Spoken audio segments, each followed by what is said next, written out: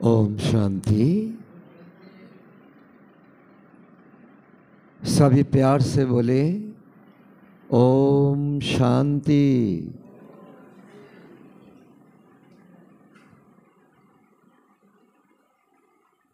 आज हम सुनेंगे डेट का ही बानी 1 अक्टूबर 2025 का। बाबा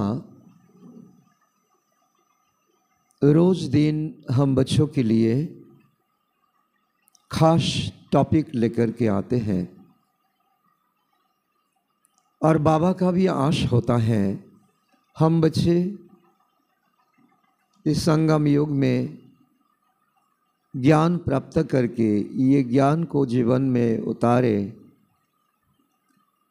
भावसमान बने और योग में पूरा रह करके शक्तिशाली बने। क्योंकि योग का बहुत बड़ा महत्व होता है। आज का टॉपिक ही है याद का चार्ट रखना, डायरी रखना, देखना हमारा कहाँ कमी कमजोरी है। तो चार्ट का बारे में कोई बच्चे बाबा कहते हैं 25% भी याद नहीं करते। कोई बच्चे कहते हैं मैं सारा दिन याद में रहता हूँ, बाबा मानता नहीं। ये होता नहीं है, इम्पॉसिबल है। इसलिए बाबा ने एक शॉर्टकट बताया। बाबा का रोज दिन का मुरली में थोड़ा थोड़ा याद का टिप्स रहता है। आज भी बाबा हमें टिप्स देता है।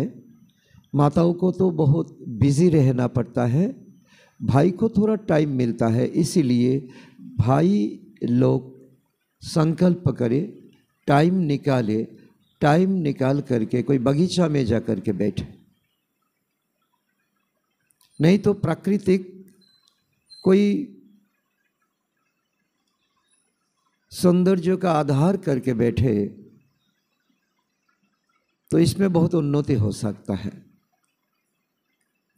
और कोई माता लोग जिसको ज्ञान में आने नहीं देता, उसको उनका पोती उनको बहुत मारते हैं, पीटते हैं, तो वो चिल्लाती है और उसका रोना आता है।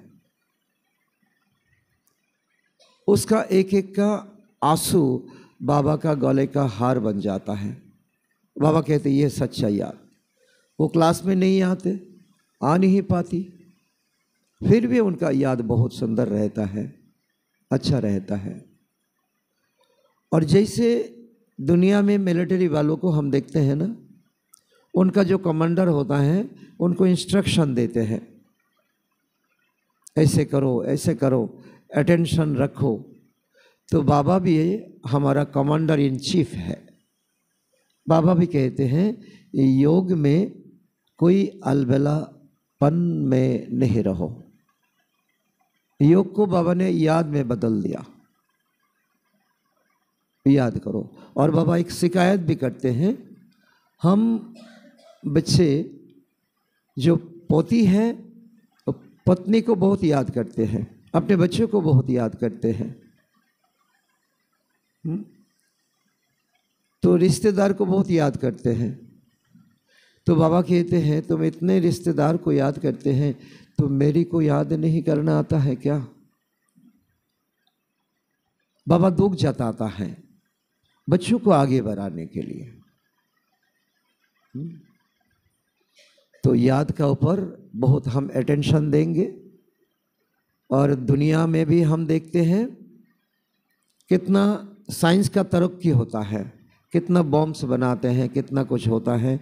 और प्राकृतिक आपदाएं भी, आज का दिन देखो, कल कितना मौसम अच्छा था, आज तुरंत कैसा बदल गया। तो बाबा का बात साकार हो रहा है। दुनिया में तो कितना फोरकास्ट करते हैं, नॉस्ट्राडामस है और बाबा भांगा है, नेम कोरुली बाबा हैं। और माताओं में भी कोई कोई है, बहुत फोरकास्ट करते हैं ये होने वाला है, ये होने वाला। लेकिन बाबा योग परिवर्तक बाबा कहते हैं सतयुग में क्या होगा, सतयुग बनाने में आया हूँ, हथेली पर तुम्हारे लिए सौगात लेकर के आया हूँ। तो हम निश्चिंत होकर के बैठे, प्यार से मुरली सुने, बाबा का एक एक पॉइंट को हम ध्यान दें। हम उन्नति करने के लिए हम कल्प पहले वाले भाग्यशाली आत्माएं हैं। आज सुनते हैं डेट का मुरली 1 अक्टूबर 2025 का। बाबा बोले, मीठे बच्चे रोज रात को अपना पोता मेल निकालो।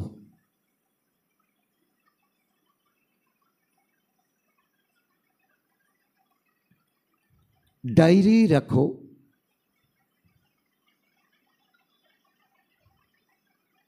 तो डर रहेगा कि कहीं घाटा ना पड़ जाए। ध्यान देंगे पोतामेल का, डायरी रखने का, क्योंकि वो हमें घाटा से बचाएगा। प्रश्न है, कल्प पहले वाले भाग्यशाली बच्चों को कौन सी बात फॉरेन टच होगी?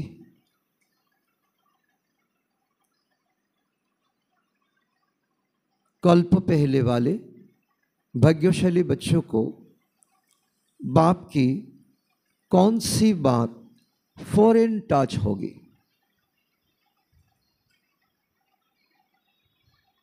उत्तर, बाबा रोज रोज जो बच्चों को याद की युक्तियां बतलाते हैं,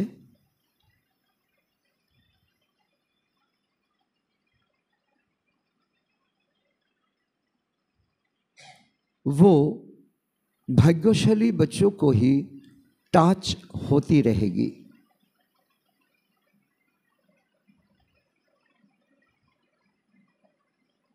वो उन्हें फौरन अमल में लाएंगे।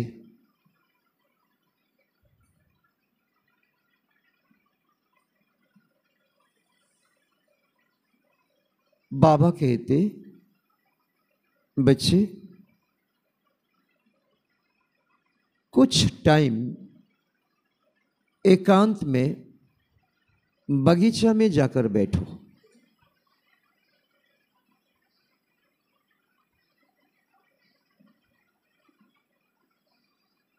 बाबा से मीठी मीठी बातें करो।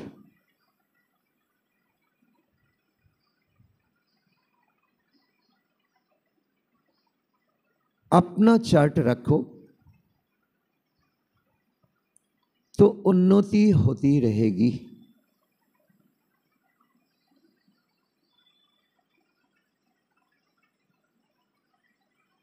कोई मन में डाउट नहीं रखना है हमारा योग होता कि नहीं होता। पहले पहले जो नए नए बच्चे हैं उनको तो बहुत प्यार से रिश्ता जोड़ना है बाबा का साथ। बिना रिश्ता याद नहीं होगा। तो आज जैसे बाबा ने युक्ति दिया, टाइम निकालो। भाई को टाइम मिलता है, माताओं को नहीं मिलता। फरेन बगीचा में जाकर के बैठो, क्योंकि हम सब भाग्यशाली आत्मा है और बाबा का बाद हमें फरेन टच होगा। इतना दिन तो नहीं हुआ, तो किसका जीवन में एक सेकंड में परिवर्तन हो जाता, किसका जीवन सारा जीवन लग जाता है। ये कोई बड़ी बात नहीं। तो ये हमें बात को ध्यान देना है, टाइम निकालना है। बगीचा में जाकर के बैठो, झोपड़ी में जाकर के बैठो, अपना घर में कमरा है, कमरा में जा कर के बैठो, नहीं तो प्राकृतिक बहुत सौंदर्य है। कहाँ झरना है, कहाँ नदियाँ हैं, कहाँ समंदर है, बैठो, निकालो अपना अपना सुविधा अनुसार, मीठी मीठी बातें करो। बाबा अपना है ना, बाबा से मीठी संबंध रिश्ता और अच्छा बनाने वाला, अच्छा उपदेश देने वाला संसार में और कोई है ही नहीं। पहले इसको ठान करो। ओम शांति। मिलिट्री को पहले पहले सावधान किया जाता है ना, उनको पैरेड किया जाता है, उनका कमांडर चीफ होता है, तो सावधान क्या किया जाता? Attention please. तो बाप भी बच्चों को कहते हैं अपने को आत्मा निश्चय करो, इसका अटेंशन करो। जैसे यहाँ बैठते हुए हमें समझना चाहिए, यहाँ से छिड़काव पड़ता है सभी का ऊपर, आत्मा से छिड़काव। जब हम ओम शांति बोले तो यहाँ ज्योति हमें अनुभव करना चाहिए, इससे छिड़काव होना चाहिए। आत्मा निश्चय कर बाप को याद करते रहते हो, ये बाप का अटेंशन है। बच्चों को समझाया है, यो ज्ञान बाप इस समय ही दे सकते हैं, बाप ही पढ़ाते हैं। पढ़ाई अच्छा लगता है ना, रोज का टॉपिक एक एक प्रकार का होता है। अगर हम सभी को ध्यान दिया करें तो हमारा तरक्की होगा ना, किसका होगा? अवश्य होगा। भगवानु बचो है ना, मूल बात हो जाती है यो कि भगवान कौन है। और सारा दुनिया का मन में, मनुष्य का मन में डाउट रहता है, कौन भगवान है? कृष्ण है ना और कोई है, ना कोई आने वाला है, कौन पराते हैं? तो ये बात पहले समझने और निश्चय करने की होती है, नहीं तो यहाँ आकर के बैठने से कोई फायदा नहीं होगा। हमारा बाबा आया, आज खास टॉपिक लेकर के आया, इसमें बहुत दम है, हमें ध्यान से सुनना है, सुन करके यहाँ समाना है। ये पढ़ाता है वो बाबा, टीचर होकर के पढ़ाते हैं। फिर अतीन्द्रिय सुख में रहना है। मेरा जैसा भाग्यशाली आत्मा दुनिया में कोई है ही नहीं, मेरा जैसा खुशनसीब आत्मा दुनिया में कोई है ही नहीं। जिसका जीवन में बदलाव आया तो उनका अनुभव वो सुनाती है, कोई माताएं लोग, कोई भाई भी सुनाते हैं। माता लोग सुनाती हैं तो पहले पहले तो छोटी सी कोई बात लेकर के रोना आता था। घर में काम करने वाली नहीं आई तो रोना आ जाता है, अकेला मेरे को संभालना पड़ता है। और कोई छोटी बात कह करके चली गई, सारा दिन सोच सोच सोच सोच करके मन को खराब करती रहती है। तो बाबा आकर के इससे हमें छुटकारा दिया। बाबा कहते देखो, ये कोई भी पार्ट अपना साथ होता रहे, दिन में, रात में, शाम का टाइम में, सारा दिन में कोई, तो ये समझो आपका कर्मों का फल है। आप जो किया वो रिटर्न आपका सामने आया। बस ये ठान करो तो जीवन में बहुत निश्चिंतता मिलेगा, सुकून मिलेगा, शान मिलेगा। तो इसको बाबा कहते हैं अतीन्द्रिय सुख में रहो। तो आत्मा को बहुत खुशी होनी चाहिए। आत्मा से छिड़काव कब आता है? खुशी होता है तब तो। और आत्मा को आंखों से रोना आता है कब? आत्मा दुखी होता है तब। तो हमको बहुत का बाप मिला है, तो बाप एक ही बार आकर बच्चों को मिलते हैं और वर्षा देता है, संपत्ति देता है। यहाँ का संपत्ति एक प्रकार, सत्ययुग में संपत्ति दूसरा प्रकार का होगा। यहाँ मिलता है संपत्ति ज्ञान, गुण, अतीन्द्रिय सुख और शक्तियाँ। सत्ययुग में होगा सुख, शांति, संपत्ति, प्राप्तियाँ, कन्वर्ट हो जाएंगे, प्रलब्ध मिलेगा। तो इसीलिए बाबा ने कहा, किसी किसी का मन में डाउट रहता है किसका संपत्ति, तो विश्व की बादशाही का वर्षा बाबा देता है 5000 वर्षों पहले मिसल। ये तो पक्का निश्चय है ना। क्या निश्चय हुआ है? बाबा आया हुआ है, रोज दिन का माफिक आज भी आया हुआ है। फिर से सहज राजयुग सिखलाने के लिए तो सिखलाना पड़ता है ना बच्चों को। तो कोई कोई बच्चों को कोई सिखलाना नहीं जाता है। घर में छोटा बच्चा जन्म लिया, थोड़ा रेगरी पहन रहा है, तो अपने मुख से मम्मा बाबा निकालेंगे। छोटा बच्चा, उसको सिखाना नहीं पड़ता। तो घर में और कोई बच्चा है तो वो मामा पुकारती है, वो भी मामा पुकारने लगी। बाबा बाबा पुकारने लगा, वो भी बाबा बाबा पुकारने लगी। तो यहाँ भी बाबा का बच्चा आकर के तो बाबा भी कहते हैं, मामा भी कहते हैं। तो ये कोई सिखाना नहीं पड़ता। लेकिन क्या सिखाना पड़ता है? योग, अतीन्द्रिय शोक, कर्म भोग युक्त करना। इसीलिए बाबा का सामने रोज अटेंडेंट होना चाहिए।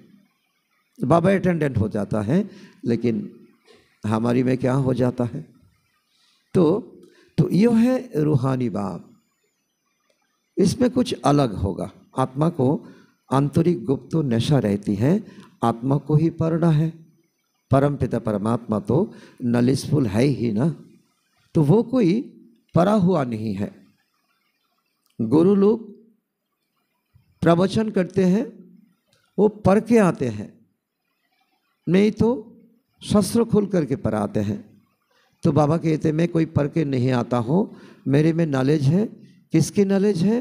तो यो भी तुम्हारी आत्मा समझती है। सभी शस्त्रों का सार बाबा में है। और क्या सार है? और क्या है? हम आदि मध्य अंत, ये राइट बात है। बाबा ने ऊपर से देखता है, सतयुग में हमने क्या किया, त्रेता में हमें 2 कला हमारा क्यों कम हुआ, द्वापर में आया, माया ने आकर के हमें अटैक किया। हमने मंदिर बनाया, मूर्ति बनाया, शिवलिंग बनाया।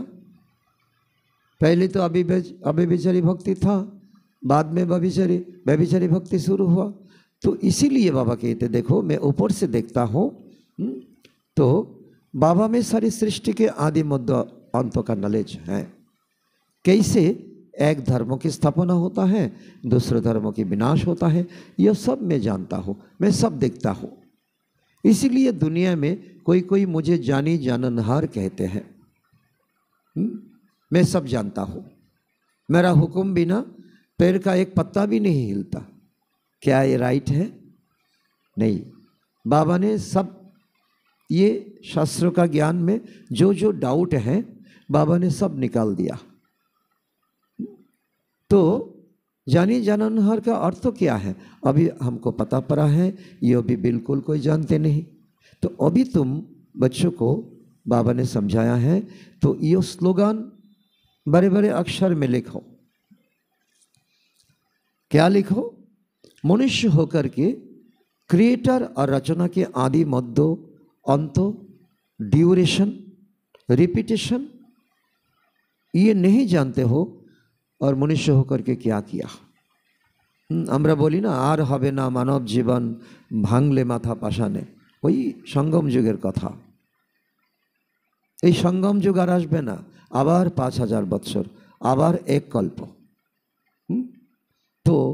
तो बाबा कहते हैं तो ये आदि मध्य अंतों का ज्ञान, ड्यूरेशन 5000 साल का एक कल्प, और रिपीटेशन सत्यो त्रेता द्वापर कली, फिर सत्ययुग आएगा। अभी कली का अंत है, सत्ययुग आने वाला है। बाबा ने हमको बुलाया एक छत का नीचे, क्या हमारी में ये बदलाव आया? अगर नहीं आया अभी भी मौका है, बदलाओ, अपने को बदलाव करो। तो बाबा ने कहा तो करेक्शन तो होती रहती है ना। स्लोगन ये लिखो, मनुष्य जीवन पाया और ये नहीं रचयिता रचना को नहीं जाना, तो मनुष्य जीवन पा करके क्या किया? क्या करेंगे, खाया पिया, एक दिन ओम शांति। ये कोई मनुष्य का जीवन नहीं है। तो गीता का भगवान कौन है? तो यह चित्र तो बड़ा बहुत फर्स्ट क्लास बनाना चाहिए सारे वर्ल्ड में। तो यह है सबसे नंबर 1 भूल। जो घर घर में गीता है, तो बाबा ने बड़ी प्यार से कहा, देखो ये गीता है भक्ति का गीता, और ये गीता ये ज्ञान का गीता है। ज्ञान का गीता जीवन को बदलाने के लिए, जीवन को समझने के लिए। तो ये बाबा का बात को अच्छा रीति हमें समझना चाहिए। तो ये नंबर 1 भूल है जो बच्चों को भगवान बना दिया, जो यहाँ पढ़ करके सतयुग में नंबर 1 लेने वाला कृष्ण को गीता सुनाने वाला बना दिया, ये भूल है। तो परमपिता परमात्मा को न जानने के कारण फिर सब कहते हैं सब में भगवान है, सब में भगवान है, सब भगवान का रूप है। जैसे छोटे बच्चों से पूछा जाता है ना, तुम किसका बच्चा? कहेंगे फलाना का, मेरा पिताजी का नाम ये है। तो फलाना किसका बच्चा? तो कहेंगे मेरा नाना का नाम ये है। तो फलाने का फलाने का, तो कितना तक कहेंगे? तो फिर कह देंगे ये तो हमारा बच्चा है। तो शुरू को जानते नहीं। तो बाबा कहते हैं वैसे भी यो भी भगवान को जानते नहीं, कह देते हैं तो हमें भी भगवान है, हमें भी भगवान है, इसमें भी भगवान है, कुत्ते बिल्ली सब में भगवान है। इतनी पूजा भी करते हैं, इतना यज्ञ तप करते हैं, परंतु जानते नहीं भगवान कौन है, कब आएगा। तो क्या रूप है गाया जाता है। तो ब्रह्मा की रात, तो जरूर ब्राह्मणियों का भी रात होगी। पहले हमारा रात था अज्ञान में, अभी तो हमारा दिन आने वाला है। तो ये सब धारणा करने की बात है। यह धारणा उनको होगी जो योग में पक्का टाइम देते हैं। सुना है ना बाबा असली बात, योग में कोई कॉम्प्रोमाइज नहीं करे। तो याद को ही बल कहा जाता है। तो ज्ञान तो है source of income, source of income, income. सतयुग त्रेता में क्या जीवन बनाना है, अभी तय करना है। तो याद से शक्ति मिलती है जिससे विकर्म विनाश होते हैं। तो तुम्हें बुद्धि का योग बाप से लगाना है। तो योग ज्ञान बाप अभी ही देते हैं, फिर कभी नहीं मिलेगा, कभी नहीं मिलेगा। कोई कोई अपना अपना तो एक जीवन शैली बना लेते हैं। बच्चा थोड़ा बड़ा हो तो बच्चा को शादी कराए, फिर आऊँगा, फिर आऊँगी। लेकिन तो ये जरूरी नहीं आपके लिए भगवान रोकेगा, सृष्टि रोकेगा, कभी भी नहीं। अभी करना है, इसी वक्त करना है, अभी नहीं तो कभी नहीं। कोई बच्चों में कोई अलबेलापन आ जाता है, कोई कोई अपना हिसाब बना लेता है, भगवान इतना दूरी थोड़ी ही रहेगा। सिवाय बाप के कोई दे ना सके, कभी मिलेगा भी नहीं। बाकी सब है भक्ति मार्ग के शास्त्र, कर्मकांड, क्रिया। तो जिंदा रहते हुए बच्चा बाप के लिए कुछ भी नहीं किया, मरने का बाद 1000 लोग निमंत्रण किया, तो ये क्रिया कर्म है। तो बाबा कहते हैं उनको ज्ञान तो नहीं कहेंगे। तो स्पिरिचुअल नॉलेज एक बाप के पास है और वो ब्राह्मण को ही देते हैं, हम ब्राह्मणों को देते हैं और ब्राह्मणों का एक दायित्व भी देते हैं। तो तुम सुनो और सुनाओ, धारणा करो, कराओ, कंधा लो। ये कंधा लेना चाहिए। बाबा तो सिर से हमारा टेंशन हटा देते हैं, बोझ हटा देते हैं, लेकिन कंधा तो देना चाहिए, सहयोग देना चाहिए हर प्रकार का। ये यज्ञ सबका है। और कोई के पास तो स्पिरिचुअल तो नॉलेज होता नहीं। दुनिया में कितने मठ पौध है ना, तो कितनी मतांतर हैं, बच्चों को समझाते हैं कितनी मेहनत अभी तुमको करना पड़ेगा, कंधा देना होगा, प्रदर्शनी में जाना होगा, तो कोई किसका धर्म का है, कोई किस धर्म का है, तो मेहनत तो करना होगा ना। मुस्लिम को समझाने के लिए एक प्रकार का नॉलेज देना होगा, एक प्रकार का, तो सभी को एक जैसा नॉलेज नहीं देना, एक ही नॉलेज घुमा फिरा के बोलना। तो बाबा कहते हैं कितने तूफान आते हैं एक एक सेवादारी बच्चों को जीवन में, तो गाती भी है ना, नैया मेरी पार लगाओ, नैया मेरी पार लगाओ। नहीं, आत्मा भी एक नैया है ना। तो बाबा कहते हैं सबकी नैया तो पार नहीं जाती, कोई डूब जाएगी, कोई खारी हो जाएगी, और क्या होता, 2-3 वर्ष हो जाती है तो कोइयों का पता ही नहीं। बाबा का कोई तो पुर्जा पुर्जा टुकड़े टुकड़े हो जाता है, कोई वहां ही खड़े हो जाता है। बाबा एक एक ब्राह्मण बच्चों का क्वालिटी बताया, सभी का तीर यहां से इस पार से उस पार नहीं जाएगा, कोई कोई को तो जाएगा, कोई कोई बीच में डूब जाएगा, कोई रुक जाएंगे, कोई रुक जाएंगे, कोई टुकड़ा टुकड़ा हो जाएंगे। ये हमारी हकीकत बाबा ने बताते हैं। तो कोई खारे हो जाएंगे, इसमें बहुत मेहनत है। आर्टिफिशियल योग भी कितना निकले हैं, कितना योग आश्रम है, रूहानी योग आश्रम कोई हो ना सके। ये क्या, कौन सा आश्रम है? रूहानी योग आश्रम। आत्मा को, तो आत्मा का जंग मिटाने के लिए, आत्मा में जो भी हमारा पाप है उसको मिटाने के लिए ये योग आश्रम है रूहानी। रूहानी योग आश्रम कोई होता नहीं, बाबा ही आकर आत्माओं को रूहानी योग सिखलाते हैं। बाबा कहते हैं यह तो बहुत सहज योग है, जिसको राजयोग कहा जाता। राजा बनने के लिए पहले कर्म इंद्रियों का राजा बनो, तो इन जैसा सहज कुछ होता ही नहीं। आत्मा ही शरीर में आकर पाठ बजाती है। 84 जन्म मैक्सिमम, बाकी तो कम होते होते जाएंगे। बाकी तो धर्म पिता आता है ना द्वापर में, उनका तो 21 जन्म बाद उनका एंट्री होता है।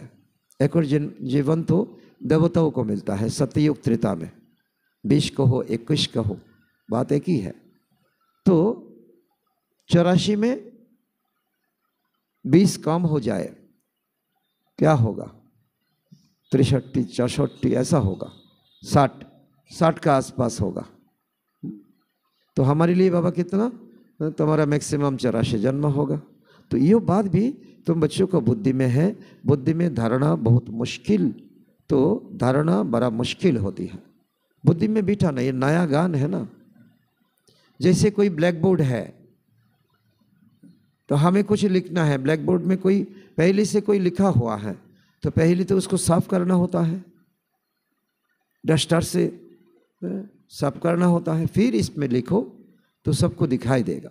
तो ये भी, तो ये बुद्धि रूपी ब्लैक बोर्ड में, ब्लैक बोर्ड को पहले खाली करो। मैं इसको मानता हूँ, मेरा ये क्रियाकर्म करना पड़ता है, कुछ समय के लिए ये साइड में रखो, क्योंकि ये महाशक्ति परमपिता परमात्मा का सामने आया होना। वो क्यों आया, क्या देंगे, आप पहले से ही भर कर रखे हैं। तो इसीलिए बाबा कहते हैं तो बुद्धि में धारणा बहुत मुश्किल होता है। सुनते तो सभी हैं, तो धारणा का बात, तो पहली बात बाप समझाते हैं, कहाँ भी जाते हो पहले पहले बाप का परिचय दो, सेवा करो। बाप का परिचय कैसे देंगे? तो इसके लिए युक्तियाँ रची जाती हैं। पहले बाबा कहते हैं जेब में लक्ष्मी नारायण का चित्र रखो, नहीं तो 7 डेज का कोर्स होता है, फोल्ड करके जेब में रखो। नहीं तो आपका पास बेस है ना, ये बेस देकर के भी आप सेवा कर सकते हो, बहुत अच्छे सेवा कर सकते हो। तो इसके लिए अपना अपना युक्ति रचना चाहिए। तो जब यह निश्चय हो तब समझो, समझे बाप का परिचय हमें सत्य मिला। बाप तो सत्य है ही, हम बाप को समझेंगे नहीं, इसमें बाप का कोई फर्क नहीं पड़ता। बाप असत्य नहीं होता, मैं असत्य बन जाता हूँ। तो जरूर बाप सत्य ही तो बताते होंगे, तो इसमें संशय नहीं लाना चाहिए। याद में ही मेहनत है, इसमें माया अपोजिशन करती है, घड़ी घड़ी याद भुला देती है। इसीलिए बाबा कहते हैं रोज चार्ट रखो। तो बाबा भी देखे कौन कितना याद करते हैं, इसलिए चार्ट रखो, डायरी रखो, डायरी मेंटेन करो। तो बाबा कहते हैं कोई 1/4% भी याद नहीं करते। कोई कहते हैं बाबा मैं तो सारा दिन याद में रहता हूँ। बाबा कहते ये तो हो नहीं सकता, इम्पॉसिबल है। सारा दिन रात जो बंधीलिया जिनका पोती विकार के लिए उनको मारती है, तो मरते हैं, जो मार खाती रहती हैं वो याद में रहती होगी। बाबा उसके लिए कहते हैं, उसको याद रहते हैं, बाबा बचाओ, बाबा बचाओ। तो शिव बाबा वो कहती है, शिव बाबा कब इन संबंधियों से हमें छुटकारा मिलेगी। आत्मा पुकारती है, बाबा हम बंधन से कैसे छूटे। अगर कोई बहुत याद में रहते हैं तो बाबा को चार्ट भेजे, चार्ट भेजे, हिम्मत है तो मधुबन चार्ट भेजो। तो डायरेक्शन मिलती है।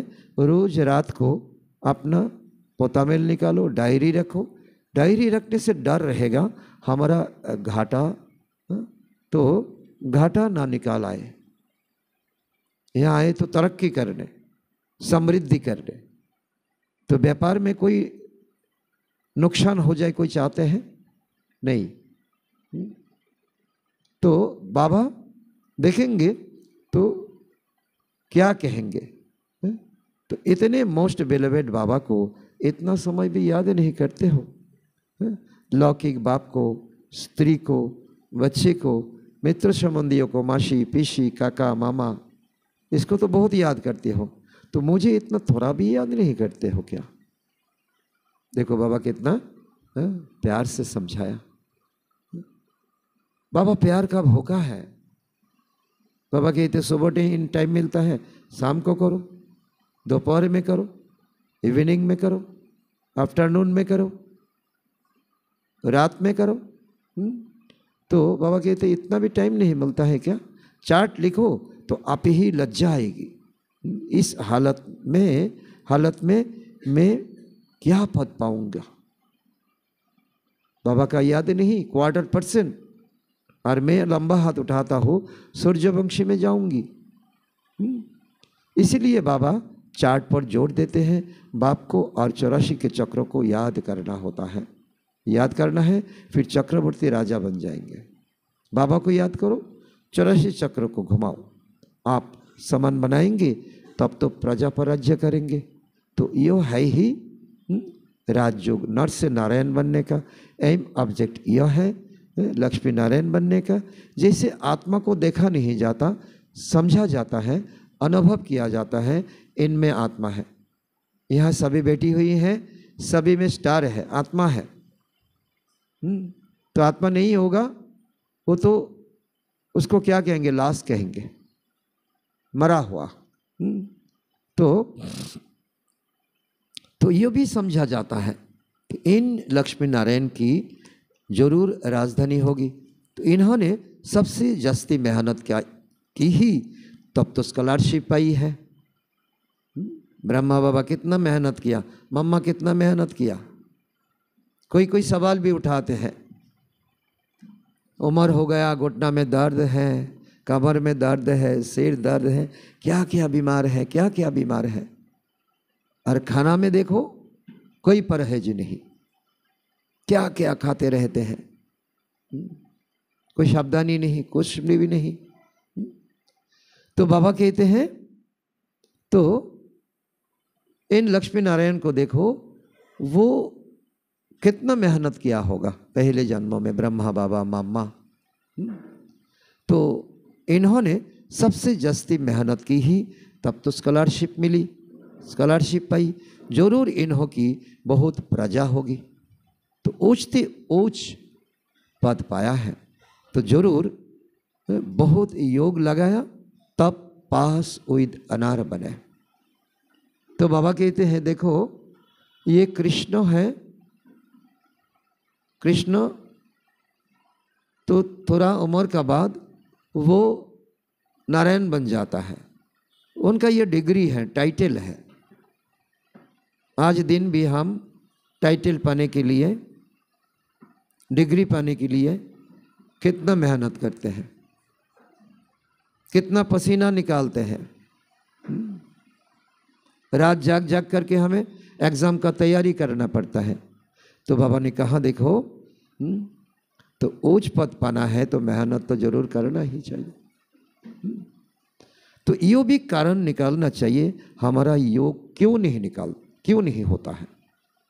जैसे शरीर का भी कोई, हमारा बीपी बढ़ता है, क्यों बढ़ता है, शुगर बढ़ता है, क्यों बढ़ता है, हम जांच कराते हैं, है ना। तो ये योग नहीं लगता है, क्यों, इसका भी टेस्ट करो। ये कोई लैब में नहीं जा करके अपना लैब में करो, अपना लैब में करो, क्यों नहीं। तो बाबा ने कहा जरूर कोई किसी में तुम फंसे हुए हो, धंधे आदि के झंझट में बहुत बुद्धि चली जाती है। मधुबन में जाकर के भी यहाँ व्यापार का बात क्या हो रहा है, क्या होता है, इसमें बहुत ध्यान देता है, बुद्धि चली जाती है। गया बाबा का घर, तो उनसे टाइम निकाल इस तरफ जास्ती ध्यान देना चाहिए। तो कुछ टाइम निकाल करके खास भाइयों के लिए बाबा ने कहा बागीचा में जाकर के बैठना चाहिए। फीमेल तो जा नहीं सके, उनको तो घर मित्र संबंधियों को संभालना होता है, खाना बनाना है, परोसना है। तो पुरुषों तो को सहज है, कल्प पहले वाले जो भाग्यशाली होंगे तो उन्हों को ही टच होगा।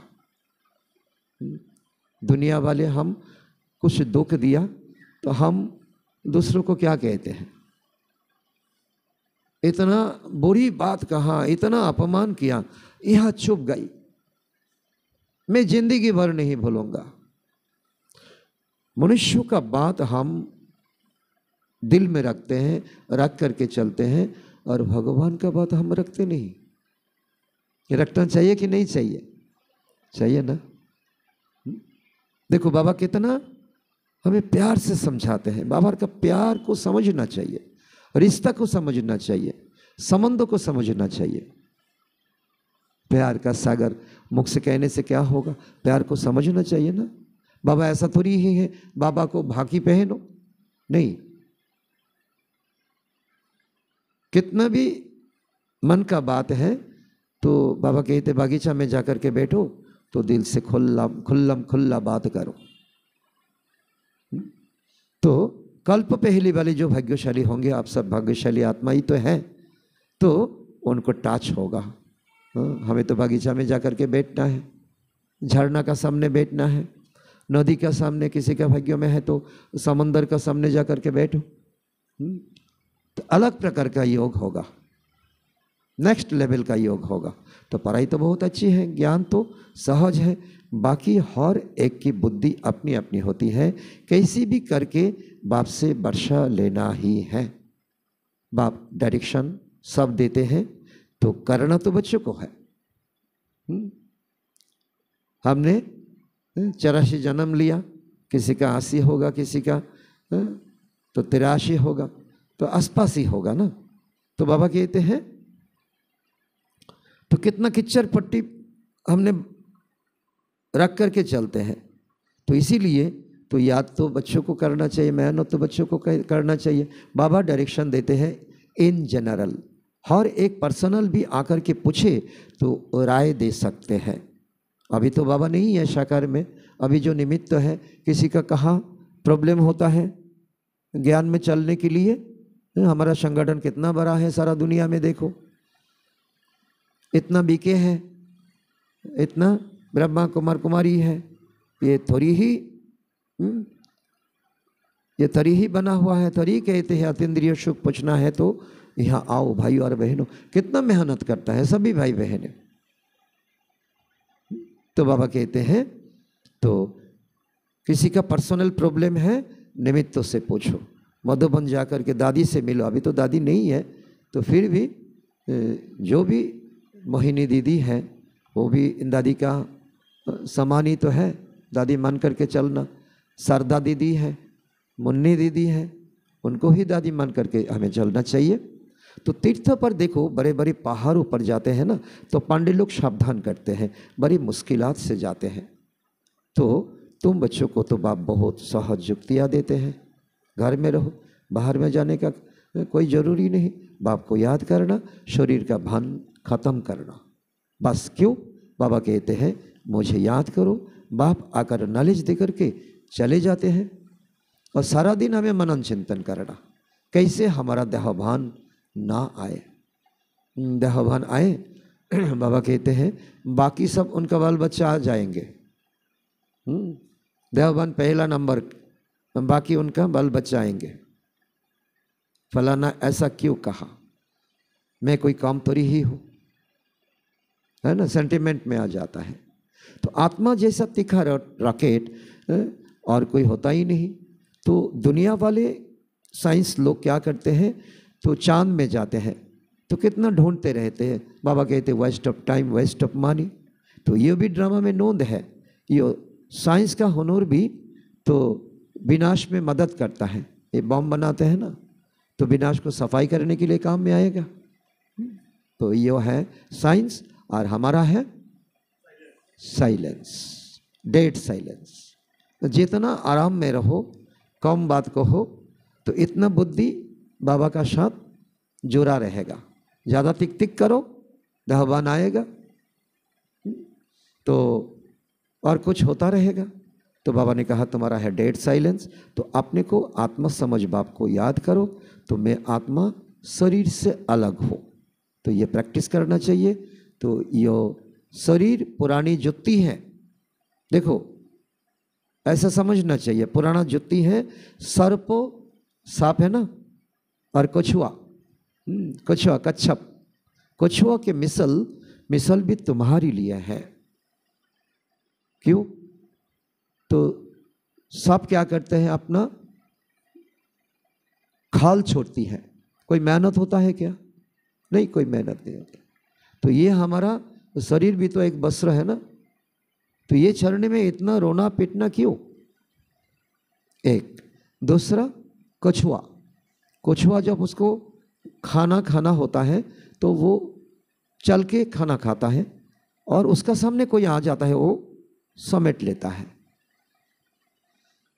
विस्तार से अपने को समेट लेना, ये बहुत बड़ा शिक्षा है। हम जीवन को तो इतना विस्तार किया, लेकिन समेट पाता है क्या? अभी अभी बुलावा आया, चलो परम धाम बाबा का साथ, जा पाएंगे? नहीं। प्रैक्टिस चाहिए, लंबा प्रैक्टिस। तो इसीलिए बाबा कहते हैं तुम ही कीड़े जैसे मनुष्य को भू भू कर मनुष्य से देवता बनाते हो। विषय सागर में, विषय सागर से क्षीर सागर में ले जाना तुम्हारा काम है। सन्यासियों को बाबा ने सन्यासियों का बात लेता है। सन्यासियों को तो जब तब कुछ भी नहीं करना चाहिए। क्यों? भक्ति और ज्ञान है ही हम गृहस्थियों के लिए।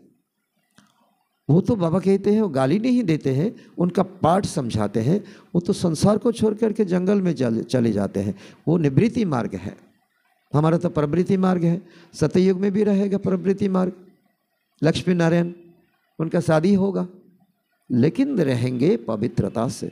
पवित्रता से, योगो बल से संसार विस्तार होगा। और हमारा यहाँ मन में डिसाइड किया भोगबल। बाबा ने बहुत हमें इशारा देते हैं क्या करना क्या नहीं करना। तो उन्हों को तो सतयुग में आना ही नहीं है। किसको? सन्यासियों को। तो यो क्या जाने इन बातों को। इसलिए कहते हैं ब्रह्म सत्य जगत मिथ्या। यो भी ड्रामा में नोद है। तो इस निवृत्ति मार्ग वालों को, जिन्होंने पूरा 84 जन्म लिए हैं, तो यो भी ड्रामा अनुसार आते रहेंगे। कोई मिलिट्री वाले हैं, वो तो मिलिट्री में दाखिल होंगे। कोई व्यापारी होगा, वो व्यापार करेंगे। कोई एक्टर होगा, वो एक्टिंग करेंगे। कोई यहाँ का होगा तो यहाँ ही आएंगे। और जाएंगे कहाँ? तो इसमें भी नंबर बार निकालते रहेंगे। माया भी प्रबल है इसमें, आंखें बड़े बहुत क्रिमिनल है, बहुत धोखा देती हैं आंखें, क्योंकि फोरहेड का नीचे ही और ये भ्रुकुटी का पास ही ये आँख है। किसी को देखना, सुंदर देखना, बुरा देखना, ये आँख का काम है। ये आँख ही धोखा देते हैं। ज्ञान का तीसरा नेत्र मिलने से आँख सिविल बन जाता है, फिर आधा कल्प कभी क्रिमिनल नहीं बनता। तो यह है बड़ी धोखाबाज, धोखा देने वाले हमारी कर्म इंद्रिय हमको ही धोखा देते हैं। तुम जितना बाप को याद करेंगे उतना कर्म इंद्रिया शीतल हो जाएंगे, फिर एक जन्म कर्म इंद्रिया चंचल नहीं होगा। तो वहाँ कर्म इंद्रिया चंचलता नहीं करेगी, तो सब कर्म इंद्रिया शांत और सतगुणी रहेगी। देह अभिमान के बाद ही क्या कहा बाबा ने, अभी इस समय हमारा प्रैक्टिस का जरूरी है। बाबा का बात को इम्पोर्टेंस देना है। क्या देना है? देह भान ना आए, इसके लिए गार्ड रखना चाहिए। नहीं तो हमें जितना सामान संपत्ति जमा किया वो लूट लेंगे। दुनिया में जो ज्वेलरी के सामने, अपना घर में ज्वेलरी है आजकल तो कोई नहीं रखते, लकार में रखते हैं। घर में है तो घर का सिक्योरिटी बढ़ाते हैं। तो बाबा कहते हैं देह भान आता है, इसका पीछे पीछे सब शैतान आ जाता है। काम, क्रोध, लोभ, मोह, अहंकार आता है ना? आता कि नहीं आता? बाप तुम सबको दही अभिमानी बनाते हैं, आधा कल्प के लिए तुमको वर्षा मिल जाती है। तो जितनी जो मेहनत करते हैं उतना ऊंच पद पाएंगे। मेहनत क्या करनी है? दही अभिमानी बनने का। तो फिर कर्म इंद्रिय धोखा नहीं देंगे, तो अंत तक युद्ध चलती रहेगी। जब कर्मातीत अवस्था को पाएंगे तब वो लड़ाई शुरू होगा। गोला बारूद का, एटम बम फेंकने का, हाइड्रोजन बम फेंकने का, अब तो क्या क्या निकाल गए। दिन प्रतिदिन आवाज होता जाएगा। कोई परमाणु देश बनता है, वो डिक्लेरेशन देता है, दूसरा धमकी देता है, तुम बनाने में रोक देता है, क्योंकि बहुत बना लिया ना, और बना करके क्या करेंगे? हिंसा ही तो पैदा होंगे। तो लोग मरने से डरते हैं, और बाबा हमारा मृत्यु पर विजय सिखाते हैं। तो बाप कहते हैं यो ज्ञान सबके लिए है, सिर्फ बाप का परिचय देना, हिंदू मुसलमान नहीं देखना। जहाँ भी जो मिले, हम आत्माएं भाई भाई हैं, तो सब एक बाप को याद करते हैं, गॉड फादर कहते हैं। तो करके कोई नेचर को मानने वाले होते हैं। प्रकृति भगवान है, और ये तो प्रकृति तो क्या है? बाबा कहते हैं प्रकृति भगवान कैसे हो सकता है?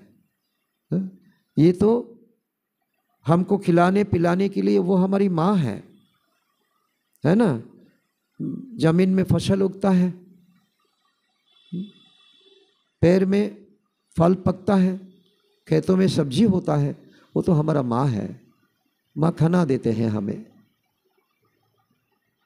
और बाबा कहते ये नेचर हमारे लिए बनाया है, तो ये कैसे भगवान हो सकता है? तो परंतु गॉड तो एक है ना, उनको तो हम जानते नहीं, इसीलिए खुद को भगवान कह देते हैं, नहीं तो प्रकृति को भगवान कह देते हैं, नहीं तो कान कान में भगवान कह देते हैं। तो उनको याद करते हैं कि वो मुक्ति, जीवन मुक्ति पाने के लिए। मोक्ष तो किसी का नहीं मिलेगा, मोक्ष।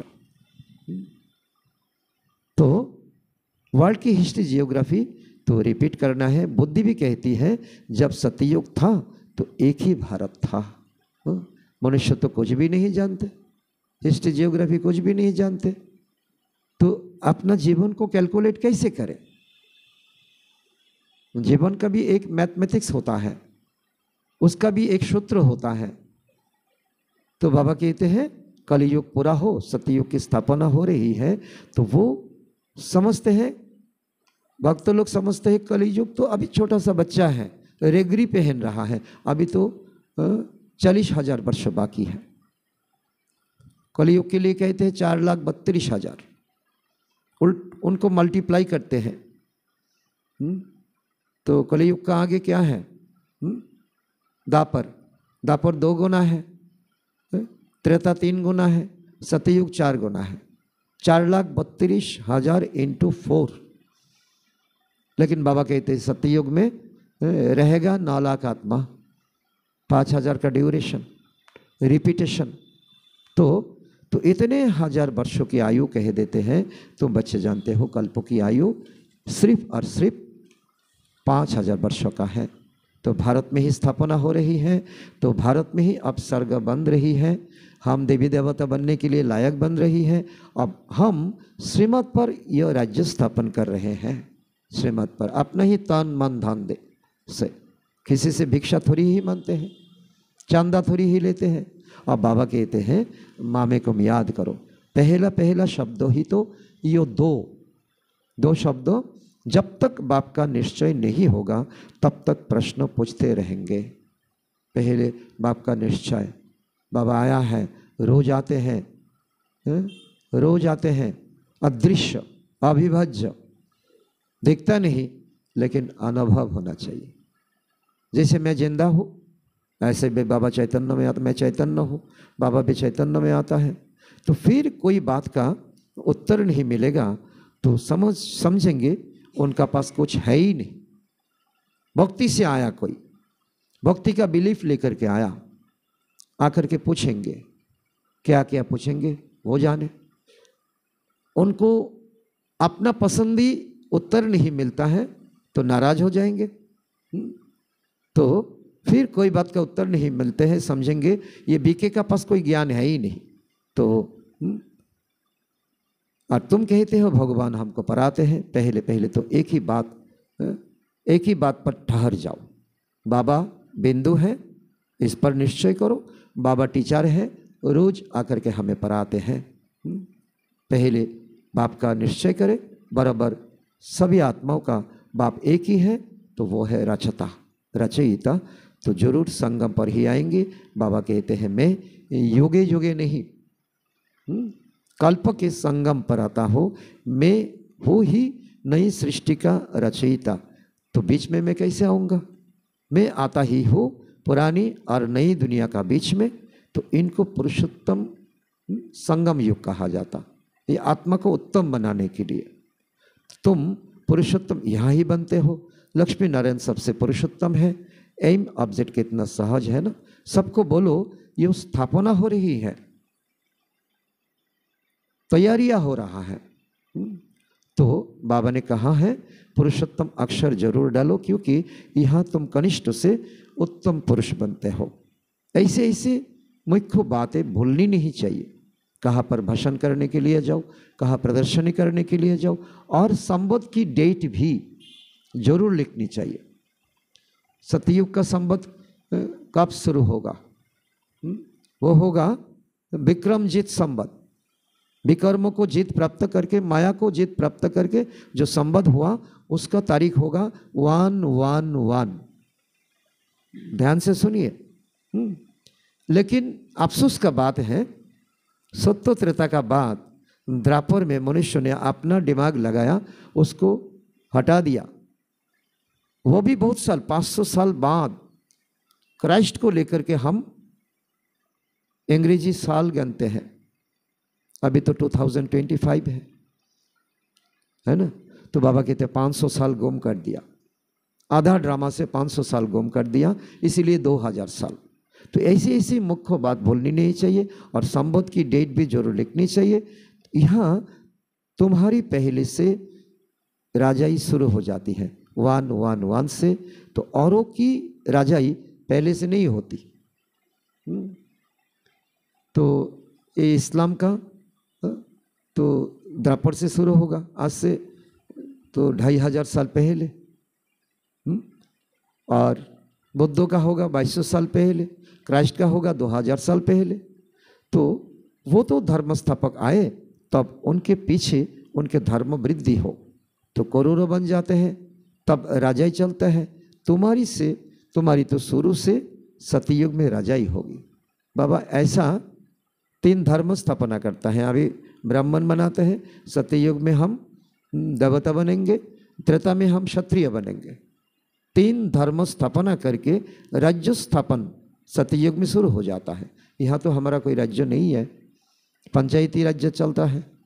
तो एक एक बात को हमें ध्यान से सुनना चाहिए, समझना चाहिए। ये किसको भी बुद्धि में नहीं आता, सतयुग में इतनी राजाई कहाँ से आई, कहाँ से आई। कलयुग अंत में इतना ढेर धर्म है, फिर सतयुग में एक धर्म एक राज्य कैसे होगा। कितने हीरे जवाहरातों के महल होंगे। तो भारत ऐसा था जिसको पैराडाइज कहते हैं, वैकुंठ कहते हैं, बहिष्ठ कहते हैं।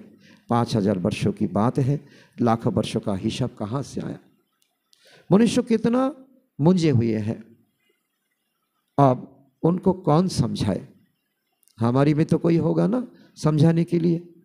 तो वे समझते थोड़ी ही है कि हम आसुरी राज्य में हैं। लोग समझते नहीं, कलयुग है, मनुष्य को खा रहा है। और क्या गिरावट हमें देखना चाहिए। तो इनकी तो महिमा बहुत सुंदर करते हैं मंदिर में जा करके। आप तो सर्वगुण संपन्न हो, 16 कला संपन्न हो, हम तो छल कपट पापी नीच। तो क्यों कहते हैं सर्वगुण संपन्न? क्योंकि उनमें 5 विकार होता नहीं। सतयुग में देवी देवताओं को देही अभिमानी होते। तो बाबा कहते हैं मुख्य बात है याद। तो ये ब्रह्मा बाबा भी याद करके ऐसा डिग्री पाया। तो मामा भी लक्ष्मी का डिग्री पाया। तो 84 जन्म लेते लेते तुम पतित बन जाते हो। फिर अब क्या करना है? पवित्र जरूर बनना है। तो हाथों में पैरों में 20 अंगुल है ना, 20 अंगुल में 20 नाखून है। तो ये नाखून से जोर लगा करके ये आध्यात्मिक मार्ग में हमें आगे चलना है। कोई क्या कहे हमें सुनना नहीं, देखना नहीं, पीछे मुड़ के हमें देखना नहीं। तो ये ड्रामा का चक्र है। कोई नहीं है तो अकेला चलो। ये झुक झुक करके मरना है, सहन करके मरना है, सुन सुन करके हमें चलना है। ये राजयुग का विधि, ये राजयोगी बनने के लिए हमारी ये रास्ता पर कोई फूल थोड़ी ही बिछाया दिया है, कांटा बिछाया दिया है। यहाँ चलो तो ये कांटा मिलेगा, या चलो तो ये कांटा मिलेगा। तो इसीलिए जानबूझ करके हमें चलना चाहिए, लेकिन फल बहुत अच्छा मिलेगा। अच्छा, मीठे मीठे सिकिलधे बच्चों प्रति माता पिता बाप दादा का याद प्यार और गुड मॉर्निंग। रूहानी बाप की रूहानी बच्चों को नमस्ते। हम रूहानी बच्चों की रूहानी बाप दादा को भी याद प्यार गुड मॉर्निंग, नमस्ते नमस्ते नमस्ते। धारणा के लिए मुख्य सार। नंबर 1, ज्ञान के तीसरे नेत्रों को धारण कर अपनी धोखेबाज आंखों को सिविल बनाना है।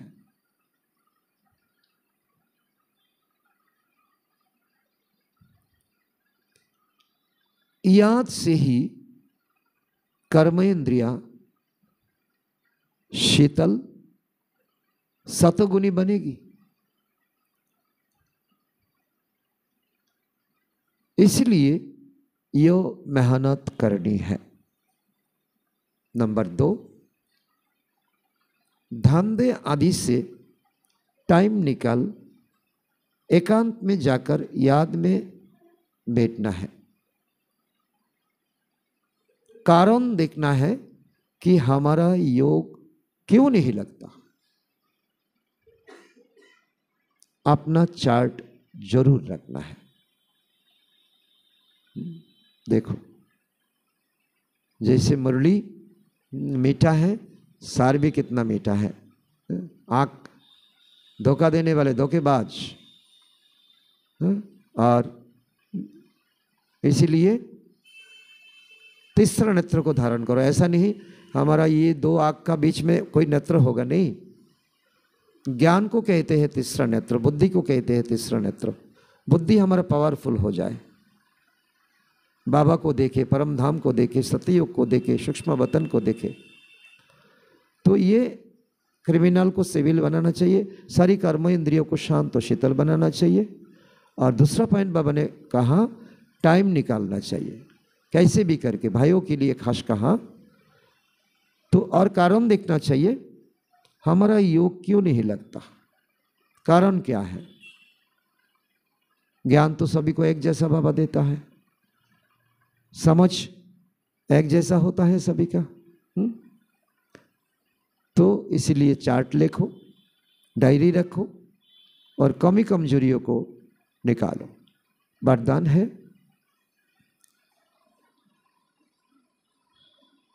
सहन शक्ति द्वारा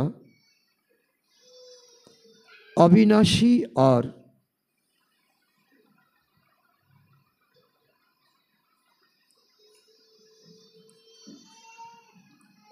मधुर फल प्राप्त करने वाले, सहन शक्ति द्वारा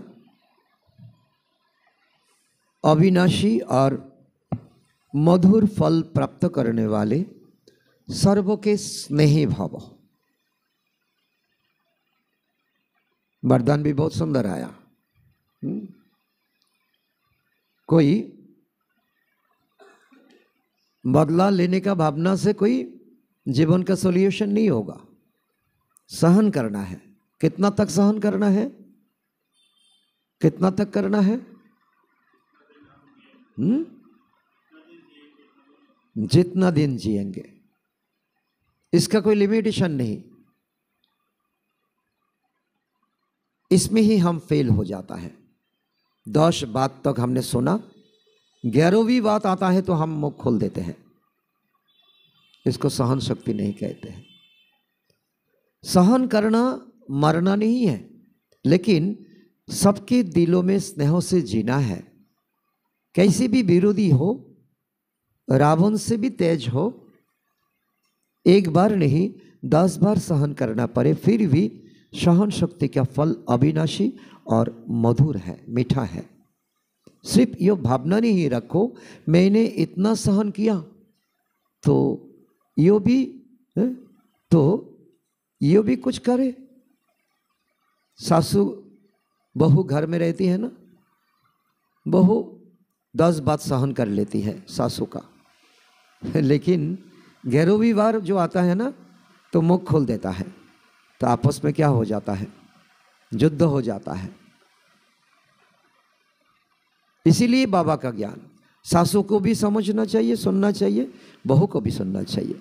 तो बाबा कहते हैं तो रहम भाव रखो सभी का प्रति।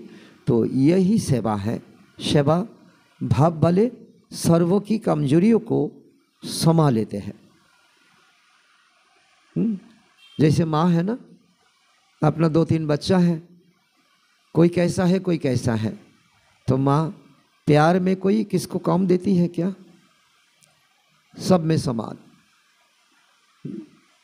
हमारा नया बच्चा तो नहीं है, सब तो हम पुराना ही है। तो डिस्कवर जो हमारा एक टेलीफिल्म है, टेलीफिल्म को क्या, ज्ञान का सार जो है डिस्कवर, अपने को डिस्कवर करे, परम धाम को डिस्कवर करे, परमात्मा को डिस्कवर करे, कर्मों को डिस्कवर करे। ये बार बार देखना चाहिए। यूट्यूब में मिलता है, डिस्कवर अब ब्रह्मा कुमारी सर्च करो, मिल जाएगा यूट्यूब में। तो बाबा कहते हैं तो समा लेना, सभी का कमी कमजोरी समा लेना। माँ जैसा समाती है, समाओ। हमारा दादी लोग क्या करती, सेन भाई हम गए, बहुत बार गए मधुबन में, जब प्रकाशमणि दादी थी। तो एक बात उनको भी, भाइयों को भी अच्छा लगा, हमको भी अच्छा लगा। इतना भाई बहन देख करके सभी को ये अपने सीने में समाती। इसके लिए खास गीत भी है, हमारा आंखों का पानी आ जाता था। तो बाबा कहते हैं स्लोगन, जो बीत चुका उनको भूल जाओ, जो बीत चुका उनको भूल जाओ, बीती बातों से शिक्षा लेकर आगे के लिए सदा सावधान रहो।